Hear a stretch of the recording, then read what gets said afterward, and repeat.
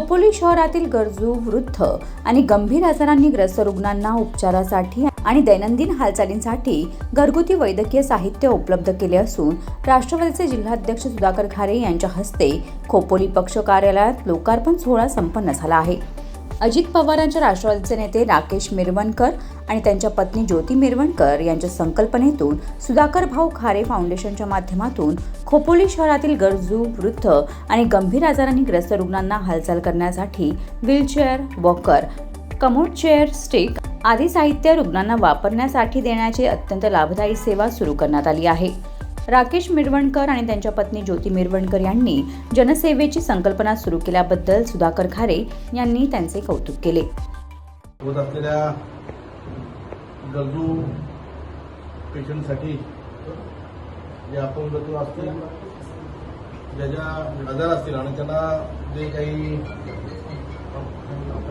असतील त्यांच्यासाठी ज्या आवश्यक वस्तू असतात त्या वस्तू आज खऱ्या अर्थाने राकेशजी आमची मिरवणकर आणि त्यांच्या सौभाग्यवती त्यांच्या वतीने आज राष्ट्रवादी कार्यालयामध्ये त्याचं आपण ओपनिंग केलं आणि ते आज अगदी विनामूल्य खोपोली शहरातील जे काही पेशंट असतील त्यांना ते जेव्हा गरज असणार आहे त्यांच्यासाठी गरजेपुरतं आपण त्याला वापरायला देणार आहोत। अशा पद्धतीने आजचं ह्या कार्यक्रमाचं खरं महत्त्वाचं नियोजन आपण केलं की राकेशजी आणि त्यांच्या सौभाग्यवतीचं मनापासून त्यांना अभिनंदन करेल, त्यांचा आभार मानेल।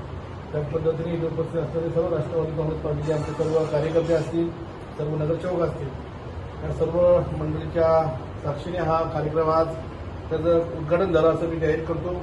आणि मला माझ्या घरातील एखादा व्यक्ती आजारी किंवा अपघातग्रस्त असेल, त्यांना घरच्या घरी उपचार घेताना साहित्य मिळत नाही आणि ते साहित्य सुधाकर भाऊ खारे फाउंडेशनच्या माध्यमातून उपलब्ध केले आहे। हे साहित्य 2 ते 3 महिन्याच्या कालावधीसाठी दिले जाईल, नंतर दुसऱ्या रुग्णाला वापरासाठी दिले जाईल।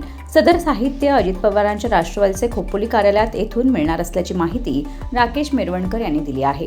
खऱ्या अर्थाने बघितलं जर एका दुसरा अपघात झाल्यावरती ज्याच्यावरती अपघात होतो तो दवाखान्यात असतो, त्याच्यानंतर एका दुसऱ्या त्याच्या फॅमिलीची जी तडफड असते आणि त्याच्यानंतर लागणाऱ्या ज्या वस्तू असतात, व्हीलचेअर झाली, वॉकर झालं, कमोड झालं, या सहसासाठी आपल्या खोपोलीत कुठे मेडिकलला सुद्धा अवेलेबल होत नाही, त्याचे असतात नसतात। तर हे सुधाकर भाऊ फाउंडेशनच्या वतीने आपण ॲटलिस्ट 2 ते 3 महिने एका दुसरा पेशंट व्यवस्थित होण्यासाठी लागतो। या गोष्टी आपण त्यासाठी मोफत सुधाकर भाऊ फाउंडेशन यांच्या वतीने चालू केलेली आहे, जेणेकरून आपल्या परिसरातील खोपोलीकरातल्या लोकांना जास्त लांब कुठे जावं लागणार नाही आणि तत्काळ त्या पेशंटला सुविधा मिळेल। यासाठी आपण खोपोली येथील राष्ट्रवादी काँग्रेस पार्टी या ऑफिसला संपर्क करू शकता आणि तिथे संदीप सर असतील किंवा रवी सर असतील किंवा मी स्वतः असेल, आमच्याशी संपर्क साधला तरी तुम्हाला त्या वस्तू मिळतील। या प्रसंगी खोपोली शहर अध्यक्ष मनीष यादव, नगरसेवक विनायक तेलवणे, माजी नगरसेवक कमालउद्दीन पाटील, शहर सेक्रेटरी सचिन मसूरकर, हेमंत नांदे, नवीन देशमुख, निखिल ढोळे, राज देशमुख, रवी घारे, नारायणी केदारी यांच्यासह राष्ट्रवादीचे पदाधिकारी उपस्थित होते। Bureau report, news 46, Raigad, Khopoli.